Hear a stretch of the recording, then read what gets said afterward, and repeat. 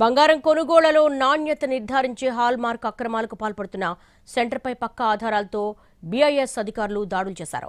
Licence ముగిసిన ఏడాదిన్నర తర్వాత కూడా హెచ్యూఐడి నెంబర్ లేకుండా హాల్మార్క్ ప్రింట్ చేస్తున్న వన్ టౌన్ హాల్మార్క్ సెంటర్పై కేసు నమోదు చేసింది. మరింత సమాచారం మా ప్రతినిధి రవిచంద్ర అందిస్తారు. ఆభరణాలపై హాల్ మార్కింగ్ అక్రమాల గుట్టును బీఐఎస్ అధికారులు రట్టు చేశారు. విశాఖ వన్ టౌన్ లో ఉన్న హాల్ మార్కింగ్ సెంటర్ గత ఏడాదిన్నర కాలంగా ఎటువంటి పర్మిషన్స్ లేకుండా హాల్ మార్కింగ్ చేస్తూ మోసాలకు పాల్పడుతున్నట్టుగా ప్రాథమికమైన ఆధారాలను బీఐఎస్ అధికారులు సంపాదించారు. ప్రస్తుతం పంపించిన హాల్ మార్కింగ్ సంబంధించి చూడొచ్చు. ఇది 22K916 TP అని ఉంది. ఈ కేంద్రం నుంచి గడిచిన ఏడాదిన్నర కాలంగా ఎటువంటి లైసెన్సులు పొందకుండానే వాళ్ళు హాల్ మార్కింగ్ చేస్తున్నట్టుగా అధికారులు గుర్తించారు. ప్రస్తుతం డిప్యూటీ డైరెక్టర్ వివేక్ మనకు అందుబాటులో ఉన్నారు.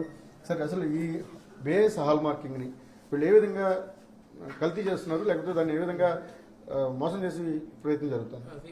యాక్చువల్గా బీఐఎస్ హాల్ మార్కింగ్ చేయడానికి వాళ్ళకి వ్యాలిడ్ లైసెన్స్ నంబర్ ఉండాలండి. ఇంకా బీఐఎస్ హాల్ మార్కింగ్ ఏంటంటే 6 digit నంబర్ అనేది ఒకటి ఆటోమేటిక్గా సిస్టంలో జనరేట్ అవుతుంది ప్రాపర్గా టెస్ట్ చేసిన తర్వాత.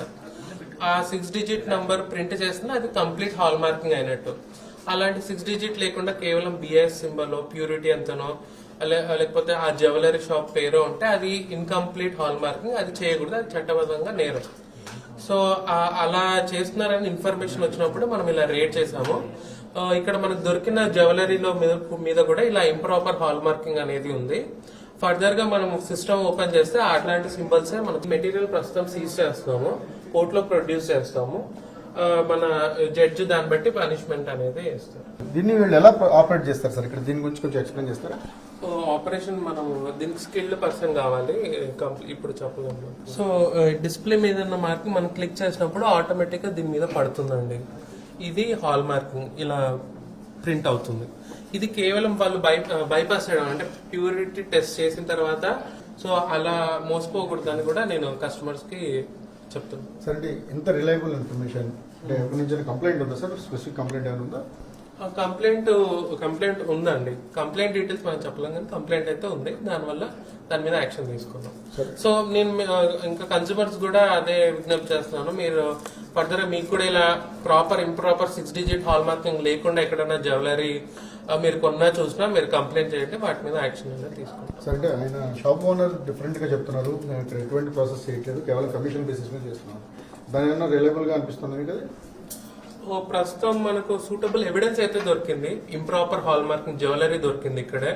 అదే విధంగా ఈ దీంట్లో కూడా మార్కింగ్ సిస్టమ్ లో కూడా మార్కింగ్ అనేవి కనబడ్డాయి. ఫర్దర్ గా మనం కోర్టులో ఇన్వెస్టిగేషన్ చేసినట్టు.